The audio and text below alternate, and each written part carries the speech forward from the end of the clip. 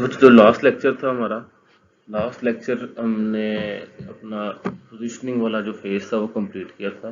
तो strategic point of जो strategic approach थी, segmentation, targeting and then positioning की, कल हमने वो कंप्लीट किया था। आज जो है हमने स्टार्ट करना है अपना जो नेक्स्ट चैप्टर, वो है creating brand equity. Brand equity होती क्या है, इससे हम इसको वन बाय वन आगे जाके देखते हैं कि ब्रांड इक्विटी क्या चीज़ है, ये इसके ऊपर काम करना क्यों ज़रूरी है, इसको हम आगे जाके देखते हैं वन बाय वन। ये लर्निंग ऑब्जेक्टिव है, देखेंगे ब्रांड क्या होता है, ब्रांडिंग क्यों ज़रूरी है, उसके बाद ब्रांड इक्विटी क्या चीज़ है, उसके बाद के ब्रांड इक्विटी बनती कैसे है, मेजर कैसे करते हैं, मैनेज कैसे करना है, और ब्रांड आर्किटेक्चर क्या चीज़ होती है, और कस्टमर इक्विटी से क्या मुराद है। ओके, सबसे पहले तो ये ब्रांडिंग यानी ब्रांड की डेफिनेशन एक अमेरिकन मार्केटिंग एसोसिएशन एक अदारा है जो कि मार्केटिंग के हवाले से एक वर्ल्ड रिनाउंड अदारा है। उसके मुताबिक brand is a name, term, sign, symbol और डिज़ाइन और combination of them intend to identify the goods and services of seller or a group of seller to differentiate them to those of competitors। अब उसमें जो है इनके कोई भी ऐसा नाम, कोई ऐसा साइन, कोई ऐसा सिंबल, कोई ऐसा डिज़ाइन जो कि आपको आपके कंपेटिटर से डिफरेंशिएट करे, उसको हम लोग कहते हैं ये हमारा ब्रांड है। ठीक है, मैं रिपीट कर रहा हूँ, कोई भी ऐसा नाम, कोई डिज़ाइन, कोई सिंबल, कोई कलर, कोई भी ऐसा करेक्टर जो कि आपको आपको बाकियों से कंपेटिटर से डिफरेंशिएट करे, इसको हम लोग कहते हैं कि वो हमारा ब्रांड है। ठीक है, okay. Brands role for consumer, कि ब्रांड कंज्यूमर्स के लिए क्यों ज़रूरी है, यानी कि एक अलग किसी एक सेलर की अलग आइडेंटिटी हो, ये चीज़ कंज्यूमर के लिए क्यों ज़रूरी है, इस स्लाइड में ये देखते हैं। इसके बाद देखते हैं कि अपनी अलग शनाख्त किसी एक कंपनी के लिए क्यों ज़रूरी है। पहले देखते हैं कंज्यूमर के लिए क्यों ज़रूरी है। इसलिए ज़रूरी है कंज्यूमर के लिए कि branding sets and fulfil expectations. एक ब्रांड जितना ज़्यादा स्ट्रांग होगा, कस्टमर की एक्सपेक्टेशन उससे उतनी ही ज़्यादा अच्छी और फेवरेबल एक्सपेक्टेशन होगी उससे।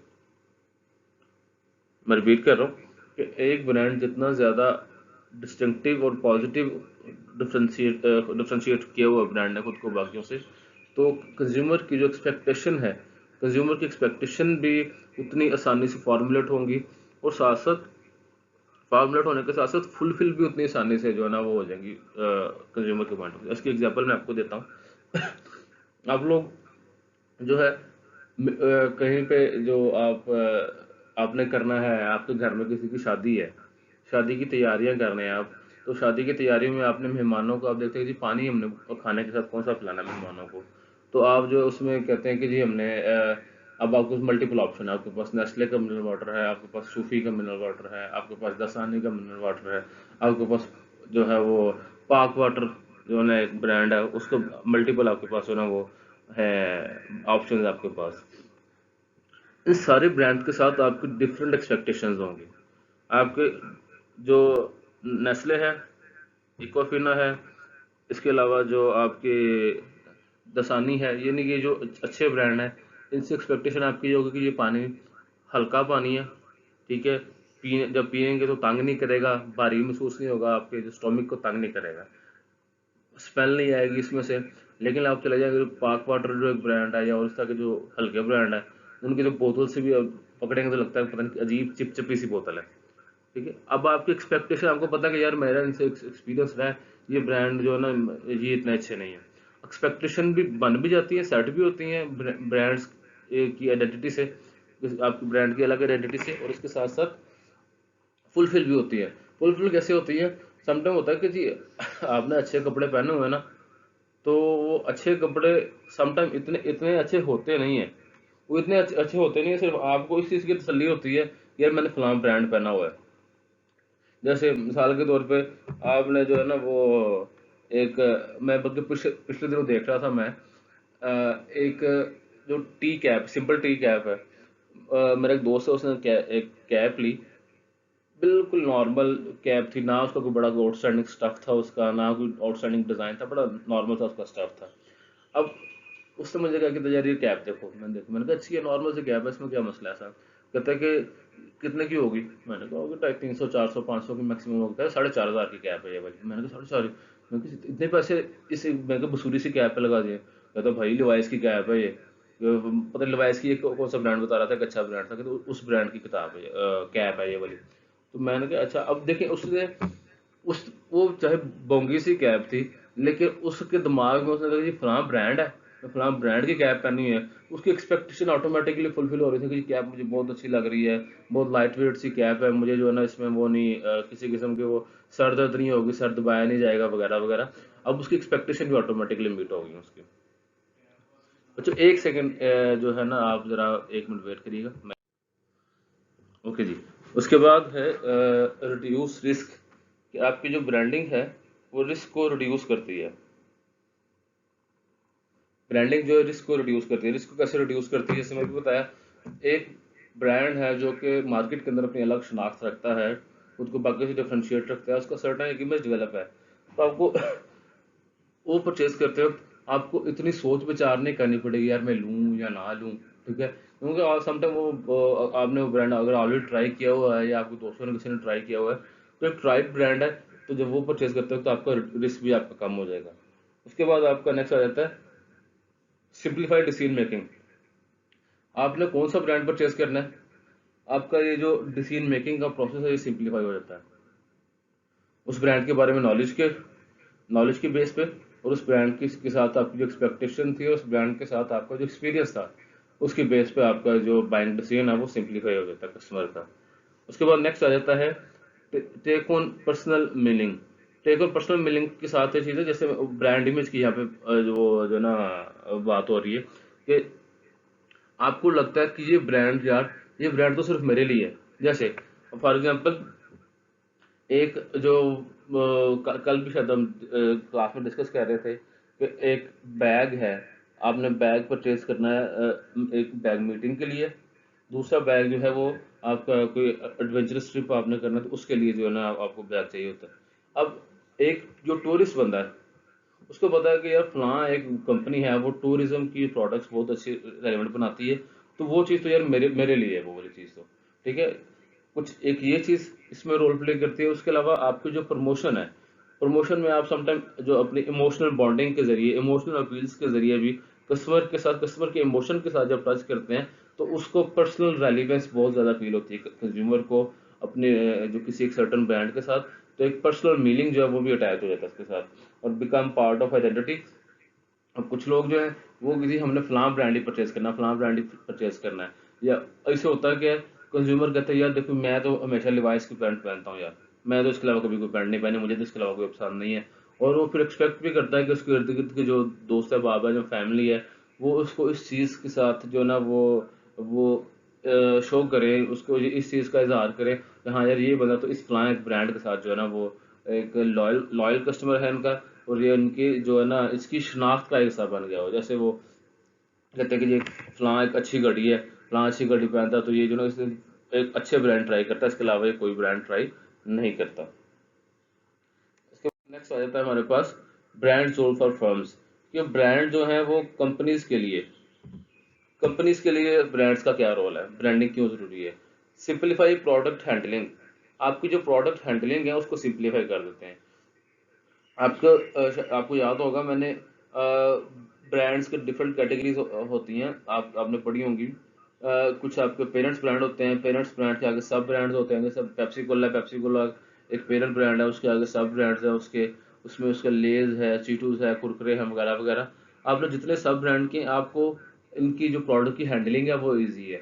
आपको पता है कि जी आपने अब कुरकुरे सप्लाई करना है मार्केट के अंदर, ठीक है, तो आप कुरकुरे ही सप्लाई करेंगे, आप कुरकुरे को लेस के साथ कंफ्यूज नहीं करोगे। क्यों? क्योंकि दोनों अलग अलग ब्रांड है, दोनों की जो अलग अलग आइडेंटिटी है, तो उनकी जो आपस में हैंडलिंग है, उनकी आपस में जो ऑपरेशन है वो आपस में कंफ्यूज नहीं होंगे उनके।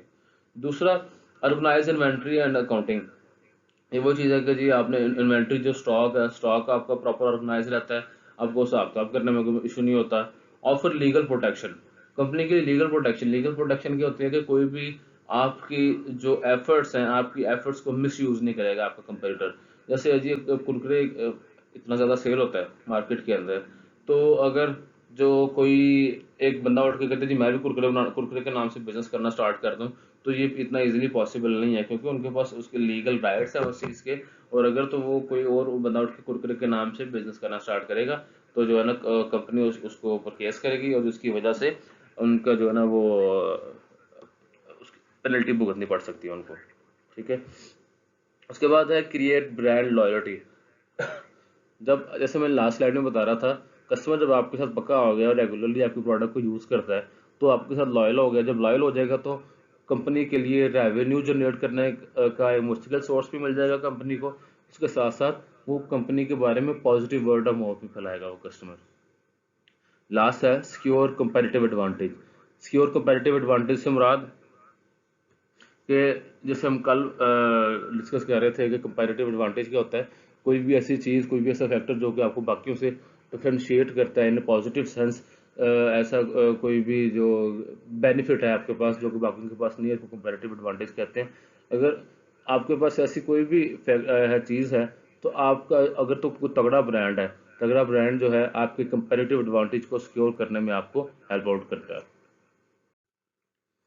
ब्रांडिंग ब्रांडिंग क्या होता है? The process of enjoying products and service with the power of a brand. के ब्रांडिंग से मुराद है कि आप चीज़ें तो आप बना रहे हो, ठीक है, आप सर्विस प्रोवाइड कर रहे हो या आप प्रोडक्ट सेल कर रहे हो, वो तो आप कर रहे हो। आपको एक पावर देता है ब्रांडिंग जो है, ये ब्रांडिंग का जो प्रोसेस है, आपकी उन्हीं प्रोडक्ट्स और सर्विसेज को एक अल्टीमेट पावर दे देता है, जिससे आपकी अलग शनाख्त, आपकी मार्केट में अच्छी रेपुटेशन बिल्ड होती है। सिर्फ आप अच्छी चीज़ नहीं सेल करते, आप अच्छी कंपनी भी गर्दाने जाते हो। इस प्रोसेस को ब्रांडिंग कहते हैं उसको। ठीक है। यानी कि अपनी शनाख्त, अपनी कंपनी की अलग शनाख्त बनाना, जिसका हमें कंपनी को अल्टीमेटली लॉन्ग रन में कोई ना कोई फायदा हो, उसको हम लोग बोलते हैं इट इज कॉल्ड ब्रांडिंग। अच्छा, अब ब्रांड इक्विटी के बारे में देखते हैं कि ब्रांड इक्विटी क्या होता है। Brand equity is added value endowed to product with consumers. अगर मैं सादे लफ्जों में कहूँ ना, ब्रांड इक्विटी, सादे लफ्जों में ब्रांड इक्विटी ये होती है कि आपकी जो कंपनी है, आपका जो ब्रांड है, उसकी जो ओवरऑल वेल्थ है, कमर्शियल वेल्थ जो है उसकी जो मजबूती है, आपका ब्रांड कितना मजबूत है, उस चीज़ को बोलते हैं ब्रांड इक्विटी।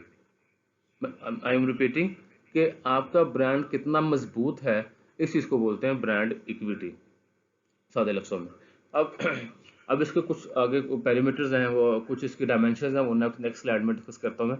अच्छा, अब इसमें अब एक स्ट्रांग ब्रांड, यानी कि उसकी जितना वेल्थी ब्रांड होगा, जितना हेल्दी ब्रांड होगा, उसके फ़ायदे क्या हैं उसमें। अब उसके फ़ायदे जो है, सबसे पहला improve perception of product performance, के जितना आपका ब्रांड ज़्यादा स्ट्रांग होगा, उतनी जो कस्टमर के नज़दीक उसकी जो परफॉर्मेंस की परसेप्शन है, वो उतनी ज़्यादा स्ट्रांग होगी। एक्चुअल एक तो होती है कि एक्सपेक्टेशन भी, उसके बाद समटाइम होता है जब प्रोडक्ट एक्चुअली जब परफॉर्म कर भी रही होती है ना, तो अगर स्ट्रांग ब्रांड है, तो कस्टमर को ना चाहते हुए भी लगेगा यार ब्रांड बहुत अच्छा है, वाह जी वाह, क्या बात है, कितना अच्छा ब्रांड है।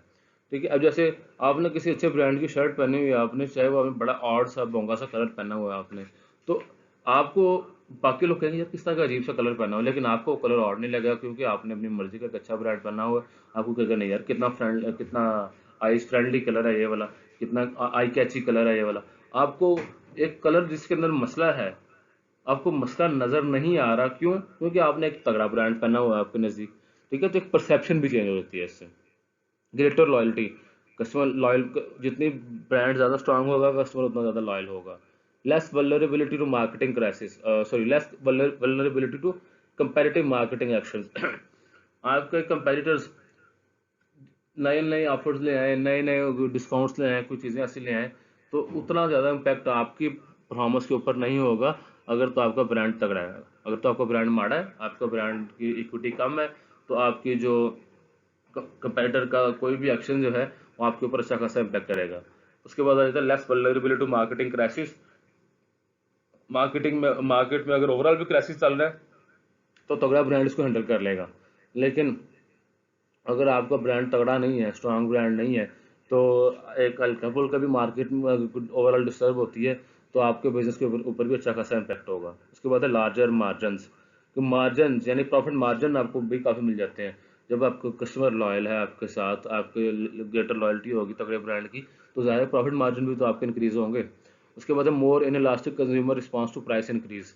लाभ डिमांड सॉरी, लाभ डिमांड कहता है कि जी प्राइस इंक्रीज होने से डिमांड कम होती है, लेकिन अगर तगड़ा ब्रांड है तो जितनी प्राइस इंक्रीज करेंगे उतनी डिमांड में कमी नहीं आएगी। क्यों? क्योंकि आपका ब्रांड स्ट्रांग है और कस्टमर आपके ब्रांड के बारे में प्राइस से हट के भी सोचता है, इसलिए वो प्राइस इंक्रीज होने से आपको जो जल्दी छोड़ के नहीं जाने वाला।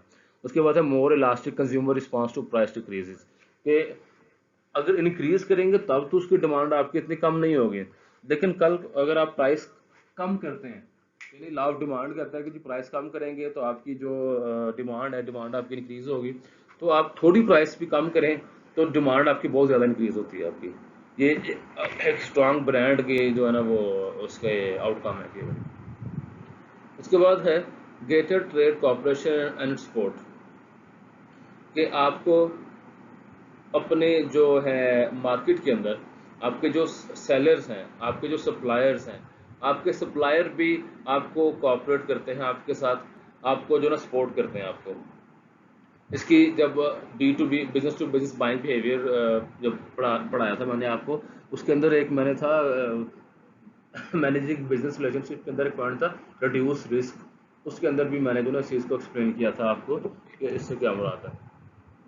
अब इसके एक एग्जांपल मैं आपको रिसेंटली देना चाहूँ, कल मेरी नज़र से गुजरी एक कंपनी है इंटरलूप। इंटरलूप कंपनी है, वो पाकिस्तानी कंपनी है, लेकिन उनका सारा का सारा जो सामान है वो बना के यहाँ से अमेरिका कनाडा इन कंट्रीज़ में जाता है। तो ये प्रोडक्ट्स बनाते हैं, अपनी जो होजरी की प्रोडक्ट्स हैं वो बनाते हैं वो।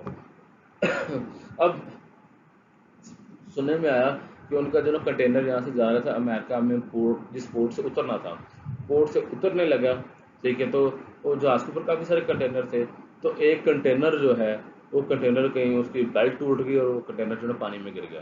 पानी में गिर गया तो जितना जो भी सामान था वो सारा ख़राब हो गया। अब बेसिकली तो वो जो नुकसान सारा का सारा एक कंपनी का था, लेकिन अब उसको जो कस्टमर और सप्लायर दोनों ने उसको आपस में डिवाइड कर लिया। कहते यार नहीं चलो, हाँ एक जो कस्टमर है उसने कहा कि ये मेरे ऊपर ड्यू तो नहीं है, हालांकि मेरी गलती से नहीं टूटा और चीज़ अभी तक मुझे हैंड ओवर भी नहीं थी हुई, तो नुकसान तो बेसिकली सप्लायर का ही है। लेकिन फिर भी उन्होंने कहा यार चलो कोई मसला, कोई बात नहीं, कोई मसला नहीं, हम इनके साथ काफ़ी अर्से से काम कर रहे हैं और बहुत अच्छे सप्लायर हैं, हम इनके साथ जो नुकसान है उस नुकसान को डिवाइड कर लेते हैं आपस में। ठीक है, इस तरह की जो कॉपरेशन है, इस तरह की जो रिस्क मिनिमाइजेशन हो जाती है। इंक्रीज मार्केटिंग कम्युनिकेशन इफेक्टिवनेस, कि आपकी मार्केटिंग कम्युनिकेशन इफेक्टिवनेस जो है ना बढ़ती है इससे। वो कैसे बढ़ती है? आपको आपके जो रिटेलर्स हैं, होलसेलर्स हैं, वो आपको फर्स्ट हैंड इन्फॉर्मेशन देते हैं, क्लियर इन्फॉर्मेशन देते हैं अगर आपके पास तगड़ा ब्रांड है। पॉसिबल लाइसेंसिंग अपॉर्चुनिटीज़, आप लोग देखते हैं डिफरेंट ये फ्रेंचाइजीज हैं, डिफरेंट ब्रांड्स की आउटलेट्स हैं, वो लोग परचेज करते हैं और अच्छा खासा पे करते हैं। लोग उन्हीं को पे करते हैं जिनका ब्रांड स्ट्रांग हो। जिनका ब्रांड स्ट्रांग ना हो उनको जो है ना बिजनेसमैन पे नहीं करता। अब मिसाल के तौर पे आप स्टाइलो वालों को पे करेंगे, आप ECS को पे करेंगे कि यार हमें आपकी फ्रेंचाइज अपने आउटलेट लेनी है हमने, तो हमें एक आउटलेट दे दो, तो हम आपको मंथली या एनुअली इतने पैसे हम आपको दे दिया करेंगे। लेकिन एक और अगर कोई दुकान है ABC शूज़ या कोई इस तरह की जो है ना कोई छोटी मोटी लोकल से दुकान है, आप उसकी फ्रेंचाइज नहीं लोगे, आपको पता है कि इस ब्रांड को इसको तो कोई जानता भी नहीं है, ठीक है, आपको इस तरह की लाइसेंसिंग अपॉर्चुनिटीज मिल जाती हैं आपको। एडिशनल ब्रांड एक्सटेंशन अपॉर्चुनिटी, अगर ब्रांड स्ट्रांग है आपका तो आप अपने ब्रांड के अंदर एक्सटेंशन लेके आ सकते हैं, नए प्रोडक्ट्स लेके आ सकते हैं। पहले आप सिर्फ जूते सेल कर रहे थे, और जूते के साथ साथ आप बाकी लेदर प्रोडक्ट्स भी सेल कर रहे हो। आप जो है ना ladies hand bag use sell कर सकते हो, आप जो है बाकी लेदर जैकेट्स आप सेल कर सकते हो। क्यों? क्योंकि आपका ब्रांड स्ट्रांग है, तो आप जो है अपने ब्रांड्स को एक्सटेंड कर रहे हैं। Improve employee recruiting and retention, जितना ब्रांड स्ट्रांग होगा उतने एम्प्लॉय भी रिफाइंड होंगे, उतना उनकी ट्रेनिंग भी बेहतर से बेहतर होगी उनकी, क्योंकि जब तक आपके एम्प्लॉयज़ रिफाइन नहीं है आपके, तब तक आपका ब्रांड भी स्ट्रांग नहीं हो सकता। और ग्रेटर फाइनेंशियल मार्केट रिटर्न, कि आपको मार्केट रिटर्न भी आपके जो इंक्रीज होंगे, प्रॉफिट मार्जिन की मैंने पहले बात की वो भी होगी। इसके अलावा आपकी जो शेयर वैल्यू है आपकी शेयर वैल्यू भी इंक्रीज होगी, मार्केट के अंदर आपकी कंपनी की वर्थ इंक्रीज होगी। अच्छा, अभी आ जाता है customer based brand equity. Customer based brand equity, brand equity तो वही है कि ओवरऑल स्ट्रेंथ है, लेकिन ये वो वाली स्ट्रेंथ जो कस्टमर बेस है। अब इसकी डेफिनेशन देखें, the differential effect brand knowledge has on the consumer response to the marketing of that brand. Differential effect से मुराद ऐसा इफेक्ट जिसके अंदर कुछ चेंज हो, ऐसा असर जो कि ब्रांड नॉलेज रखता है कंज्यूमर के रिस्पांस के ऊपर। कंज्यूमर के रिस्पांस के ऊपर किस चीज़ के अगेंस्ट? आपकी मार्केटिंग एक्टिविटीज़ के अगेंस्ट। मैं रिपीट कर रहा हूँ कि मैं अपनी मार्केटिंग की मैंने कोई एक्टिविटी की, ठीक है, मेरी मार्केटिंग की एक्टिविटी कंज्यूमर के रिस्पांस के ऊपर, कंज्यूमर के माइंड के ऊपर क्या इम्पैक्ट रखती है, इस चीज़ को बोलते हैं कंज्यूमर या कस्टमर बेस्ड ब्रांड इक्विटी। अब इसमें एग्जांपल ये है कि मैंने मिसाल के तौर पे अपनी जो नई प्रोडक्ट लॉन्च की, तो जो है ना उसको कंज्यूमर ने कैसे रिस्पॉन्ड किया, ये मेरी कस्टमर बेस्ड ब्रांड इक्विटी है। मैंने प्राइस इंक्रीज की तो उसको कैसे रिस्पॉन्ड किया कस्टमर ने, एक कस्टमर बेस्ड ब्रांड इक्विटी है। ठीक है, यानी कि कंपनी की कोई भी मार्केटिंग की एक्टिविटी है तो उसको कैसे रिस्पॉन्ड कर रहा है कस्टमर, उसको बोलते हैं कस्टमर बेस्ड ब्रांड इक्विटी। अब इसमें क्या क्या चीज़ें, इसमें मेजर जो कंपोनेंट है, मेजर कंपोनेंट वही जो ऊपर डेफिनेशन में भी लिखे हुए हैं। डिफरेंस इन कंज्यूमर रिस्पॉन्स, कि आपने अगर कोई मार्केटिंग की एक्टिविटी की है तो कंज्यूमर रिस्पॉन्स के अंदर अगर तो कोई डिफरेंस आया है और पॉजिटिव डिफरेंस आया है देन इट इज़ गुड। ठीक है, लेकिन आपने अगर मिसाल के तौर पे प्राइस कम की भी है फिर भी आपकी जो है ना वो कस्टमर को वो जो है कस्टमर ने डिमांड इंक्रीज नहीं की, इसका मतलब है कि कंज्यूमर रिस्पॉन्स के अंदर डिफरेंट नहीं है, इसका मतलब है कि आपकी कस्टमर बेस्ड ब्रांड इक्विटी के अंदर मसला है।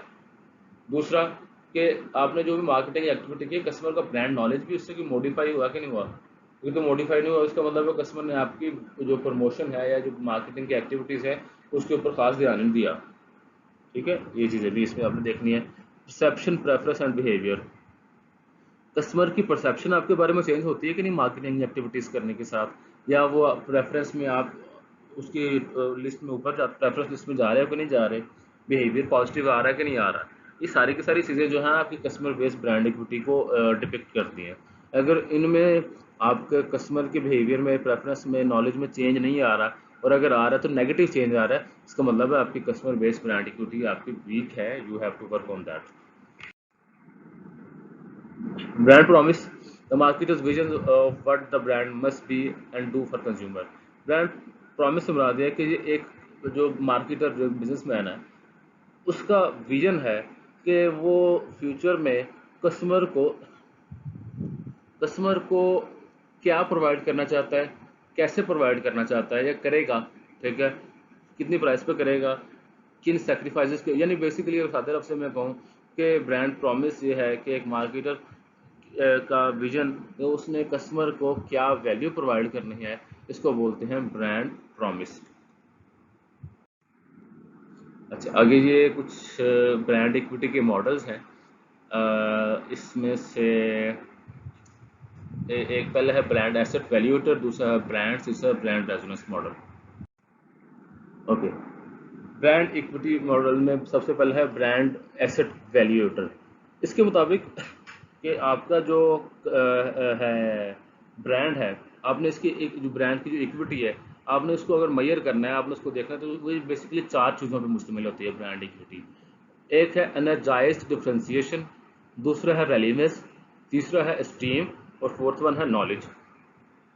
अब इसमें देखें, आप आगे ग्राफ भी बना हुआ है, इसमें देखें सबसे पहले जो एनर्जाइज डिफरेंशिएशन है, सॉरी, एनर्जाइज डिफरेंशिएशन से मुराद ये है the brand's point of difference relate to margin and cultural currency. इसको सादा लफ्ज़ों में आपको मैं बताऊं तो इससे मुराद ये है कि आपके ब्रांड को लेके आपके जो पॉइंट ऑफ डिफरेंसेस हैं, आपके पॉइंट ऑफ डिफरेंसेस को लेके कस्टमर कितना पैशनेट है, आपके ब्रांड को जो है वो कितना, आपके ब्रांड को कितना ब्रांड के बारे में पॉजिटिव वर्ड ऑफ माउथ फैलाने का इरादा रखता है, कितना उसको परचेज करने का इरादा रखता है। इस चीज़ को हम लोग कहते हैं एनर्जाइज डिफरेंशिएशन, यानी कि आपके ब्रांड की जो अलग शनाख्त है, अलग शनाख्त को बेस बनाते हुए वो हाउ ही रिएक्ट, आपके ब्रांड की अलग शनाख्त को बेस बनाते हुए हाउ ही रिएक्ट, इसको बोलते हैं एनर्जाइज डिफरेंशिएशन। रेलिवेंस है how appropriate the brand is to you, इससे मुराद यह है कि कस्टमर क्या ख्याल करता है कि ये ब्रांड मेरे लिए है, कस्टमर कितना रेलिवेंट फील करता है कि ये ब्रांड मेरे लिए कितना रेलिवेंट है, इस चीज़ को भी बोलते हैं, ये आपकी ब्रांड इक्विटी को मेजर करने का एक दूसरा टूल है। अब इसमें जैसे एक होटल है जी, एक मैरियट होटल है इस्लामाबाद में, या पीसी होटल है। अब एक आम बंदा, एक मिडिल क्लास बंदा या एक लोअर क्लास बंदा जो है, वो अपने आप को वो ब्रांड से हो सकता है उनको ब्रांड के बारे में, मैजिक के बारे में एनर्जाइज बहुत हो, वो उसके ब्रांड के बारे में अच्छा ख्याल जरूर रखता हो, लेकिन वो खुद को उस ब्रांड को अपने से रेलिवेंट फील नहीं करेगा। क्यों? उसको पता कि यार मेरी परचेजिंग पावर वाला नहीं है, मेरे लाइफस्टाइल वाला होटल नहीं है ये वाला, ठीक है, तो मैं जो है ना एमी वो बिल्ली के ख्वाब में छेछड़े वाले वो सीन ना करूँ मैं। तो ये रेलिवेंस जो है, रेलिवेंस भी आपकी ब्रांड इक्विटी को डिपिक्ट करती है।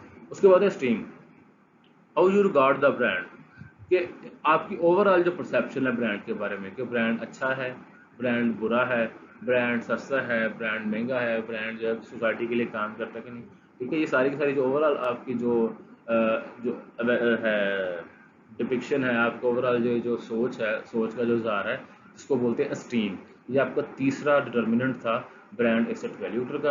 और जो चौथा है वो है knowledge and intimate understanding to the brand. इससे मुराद यह है कि जी कस्टमर आपके ब्रांड के बारे में कितना जानता है, या कस्टमर के साथ साथ आपके कंपेटिटर्स हैं, सप्लायर्स हैं, ये सब लोग आपके ब्रांड के बारे में कितना जानते हैं कि जी ब्रांड किस इंडस्ट्री से मुतल्लक है, ब्रांड जो है ना ये ब्रांड सेल कब साल में कब कब लगाता है, इनकी प्रोडक्ट्स कौन कौन सी हैं, इनके स्टोर कहाँ कहाँ पे हैं, ठीक है, इनकी प्रोडक्ट की प्राइसेस क्या क्या वगैरह वगैरह, ठीक है। आपके ब्रांड के बारे में कस्टमर या मार्केट कितनी अवेयर है, इसको बोलते हैं नॉलेज। ये चार बेसिक डिटर्मिनेंट हैं, ये चार बेसिक डिटर्मिनेंट हैं जो कि आपके जो ब्रांड एसेट वैल्यूएटर का ऐसा है, जो कि ब्रांड इक्विटी को मेजर करने में आपको हेल्प आउट करते हैं। अच्छा, इसमें एक और जो छोटी चीज़ आप देखें नीचे हॉरिजॉन्टल एक्सरसाइज पे, हॉरिजॉन्टल एक्सिस पे नीचे ब्रांड स्ट्रेंथ है और ब्रांड स्ट्रेचर लिखा हुआ है। ब्रांड स्ट्रेंथ से ये जो आपके एनर्जाइज, डिफरेंशिएशन और रेलिवेंस, ये आपकी ओवरऑल ब्रांड स्ट्रेंथ को डिपिक्ट करते हैं, ठीक है, कि ब्रांड कितना स्ट्रॉन्ग है आपका। और जो आपके स्टीम और नॉलेज है, ये आपके ओवरऑल जो लेआउट है आपके ब्रांड का जो स्ट्रेचर है, आपके जो करंट ऑपरेटिंग वैल्यू है आपकी, यानी कि करंट आपकी जो इंडिकेटर्स हैं आपके, और इन चीज़ को जो आपके ये जो दो स्ट्रीम और नॉलेज जो है, इनको एज ए होल जब डिस्कस करते हैं तो हमारा ब्रांड स्ट्रेचर है। और जो एनर्जाइज, डिफरेंशिएशन और रेलिवेंस जो है, ये ब्रांड स्ट्रेंथ को डिपिक्ट करता है कि जी लीडिंग इन बेसिकली मार्केट का के अंदर ओवरऑल इमेज, और साथ साथ फ्यूचर की ग्रोथ की वैल्यू क्या है। आपकी ये जो स्ट्रीम और नॉलेज जो है, ये बेसिकली आप it deals with your current scenario, mostly ये आपकी करंट सिनेरियो के ऊपर डील करते हैं। लेकिन आपका जो रेलिवेंस और एनर्जाइज डिफरेंशिएशन है, करंट के साथ साथ फ्यूचर ग्रोथ को भी डिपिक्ट करता है आपको। दूसरा जो है मॉडल वो है ब्रांड्स। ब्रांड जो है, वैसे है तो वो डिटेल है, मैं आपको सिंप्लीफाई करके बता रहा हूँ। ये मॉडल तीनों जो है आप बुक से जब पढ़ेंगे या आपको तब मज़ीद आसानी हो जाएगी इसके अंदर पढ़ने में। वो कहते हैं कि जी दो आपकी तीन ब्रांड एसोसिएशंस हैं, आपकी तीन ब्रांड एसोसिएशन हैं, जिनको यूज़ करते हुए आप लोग आप कस्टमर के जहन में आपके ब्रांड के बारे में क्या ख्याल है, यानी आपके ब्रांड की स्ट्रेंथ कितनी है, उस चीज़ को आप लोग उसके ऊपर इम्पैक्ट कर सकते हैं। उनको हम लोग बोलते हैं ब्रांड डिस्पोजिशन, प्री डिस्पोजिशंस। तीन ब्रांड एसोसिएशन हैं जिनके ऊपर आप काम करके उसके जो तीन आउटकम हैं, जो कि ब्रांड प्री डिस्पोजिशन है, उनको अपने डिजायर्ड रिजल्ट ले सकते हैं। इस मॉडल को बोलते हैं ब्रांड्स। अब इसमें देखें जो ब्रांड एसोसिएशन कौन कौन सी हैं। क्या कहते हैं जी, आपका ब्रांड कितना मीनिंगफुल है किसी भी कस्टमर के लिए या ग्रुप ऑफ कस्टमर के लिए। मीनिंगफुल होने के साथ साथ वो कितना डिफरेंट है, अपनी कितनी अलग शनाख्त रखता है और पॉजिटिव शनाख्त रखता है।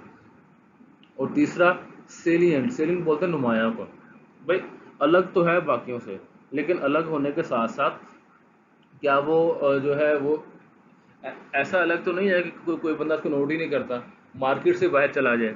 आपने एक चीज़ देखनी है कि आपका ब्रांड मीनिंगफुल होना चाहिए, आपका ब्रांड बाकियों से डिफरेंट होना चाहिए, और डिफरेंट होने के साथ साथ नुमाया होना चाहिए मार्केट के अंदर। जो लीडिंग ब्रांड्स हैं उनके अंदर उसका शुमार होना चाहिए।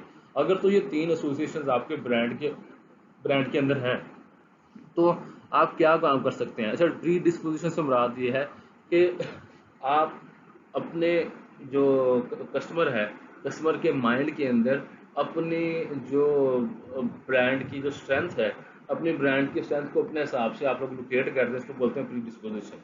अच्छा, ये तीन एसोसिएशन जो मैंने बताई, मीनिंगफुल, डिफरेंट और सेलियंट, जब अगर कभी तीनों चीज़ें होंगी तो फिर आपका आपके ब्रांड में की आउटकम क्या है, आपका जो ब्रांड है पावरफुल ब्रांड कंसीडर किया जाएगा, पावरफुल से बड़ा तगड़ा ब्रांड कंसीडर किया जाएगा। अगर तगड़ा ब्रांड है तो फिर दूसरा फेज क्या आ जाएगा आपके पास, प्रीमियम। आप प्रीमियम प्राइस चार्ज कर पाएंगे। प्रीमियम प्राइस कैसे, अगर आपका ब्रांड तगड़ा है, आप प्राइस इंक्रीज भी कर लें तो जो है आपको कस्टमर फिर भी आपके ब्रांड को परचेज करेगा। जैसे भी मैं पहले स्ट्रॉन्ग ब्रांड की फायदे पढ़ रहे थे ना, उसमें भी ये था कि जी सॉरी, प्राइस जो इंक्रीज होने में आपके जो डिमांड इलास्टिसिटी है वो इतनी नहीं, आपकी डिमांड जो है ना इतनी कम नहीं होती। अगर ब्रांड पावरफुल है आपका तो आप प्रीमियम प्राइस कस्टमर से चार्ज कर सकते हैं।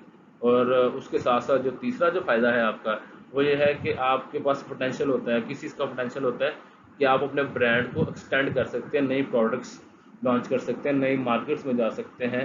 आप लोग जो है नए कंपनीज के साथ आप जॉइंट वेंचर्स कर सकते हैं। जब आप ये तीन आउटकम्स आप लोग ये अचीव कर लेंगे तो अल्टीमेटली क्या, मार्केट मार्केट से आप अच्छा खासा पैसा कमाएंगे। आगे देखें डिफरेंट करेंसीज बनी है, डॉलर है, पाउंड है, ठीक है, वगैरह वगैरह। ये दूसरा मॉडल है, इसको बोलते हैं ब्रांड्स। ये लास्ट जो मॉडल है जो ना आप आज डिस्कस करना है वो है ब्रांड रेजोनेंस पिरामिड। पिरामिड बोलते हैं, आप लोगों ने पहले भी पढ़ा होगा, उसमें मैस्लो हायरार्की ऑफ नीड में वो भी पिरामिड की फॉर्म में थी। पिरामिड बोलते हैं अहराम को, ये अहराम मिस्र है ना, उनको पिरामिड्स बोलते हैं उनको।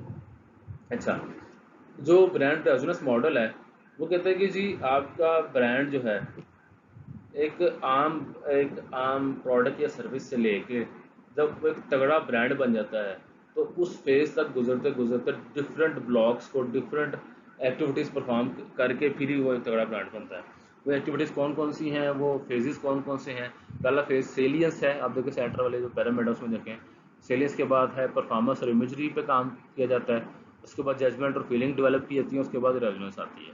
आपका जो सेलियंस है, सेलियंस से क्या मुराद है, सेलियंस से मुराद है कि हु आर यू। आप अपने ब्रांड के बारे में अपने सप्लायर को, अपने कस्टमर को, मार्केट को आप सबसे पहले ये बताते हैं कि भाई मैं सॉरी, फलां ब्रांड फलां इंडस्ट्री से ताल्लुक़ है मेरा, फलां मार्केट में मैं चीज़ें सेल करता हूँ, फलां प्राइस रेंज की प्रोडक्ट्स है मेरे पास, फलां रॉ मटेरियल मैं यूज़ करता हूँ, वगैरह वगैरह, ठीक है। आप अपनी ब्रांड अवेयरनेस सबसे पहले क्रिएट करते हैं, सेलियंस सब नुमाया आने की कोशिश करते हैं। उसके बाद अभी बेसिकली आपने स्टार्ट करना है from bottom to top, from bottom to top जाना है आपने। सबसे पहले सेलियंस आ गया।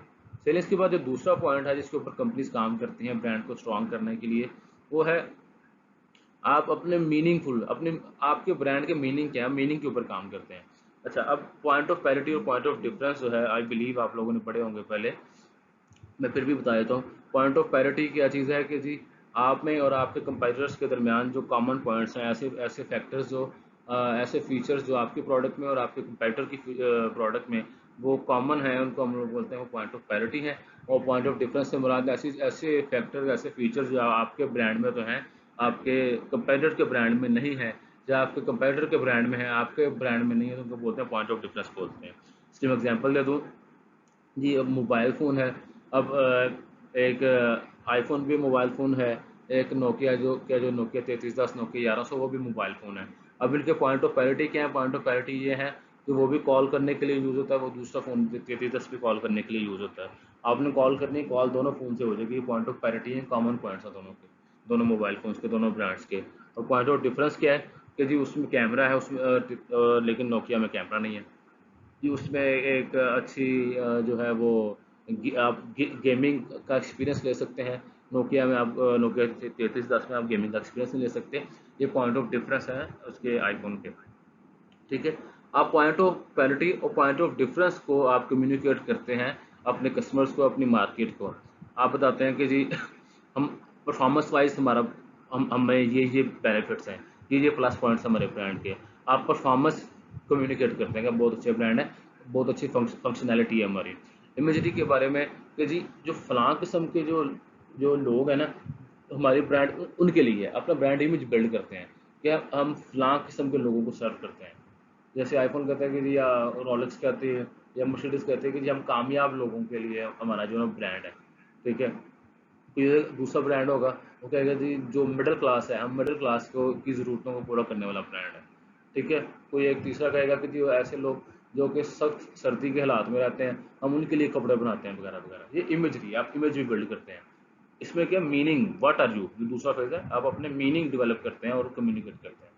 उसके बाद है जो तीसरी स्टेज है, वो है आप कस्टमर से पहले पहले से परफॉर्मेंस बेस और इमेजरी बेस आपने अपने मीनिंग डेवलप किए। अब तीसरे फेज में आप करते हैं, आप कस्टमर से डिजायर्ड रिस्पॉन्स की भी कोशिश करते हैं। डिजायर्ड रिस्पॉन्स क्या है कि कस्टमर पॉजिटिव पॉजिटिव एक्शन ले। पॉजिटिव एक्शन क्या करे, आपके ब्रांड को परचेज करे। और ब्रांड को परचेज करने के साथ साथ जो आपके बाकी जो हैं जो मार्केट में कस्टमर्स हैं जिन्होंने अभी तक आपसे प्रोडक्ट परचेज नहीं की, आपके करंट कस्टमर, उनको भी कम्युनिकेट करें, कन्विंस करें कि भाई ये ब्रांड अच्छा है, इस ब्रांड को परचेज करना चाहिए हमें।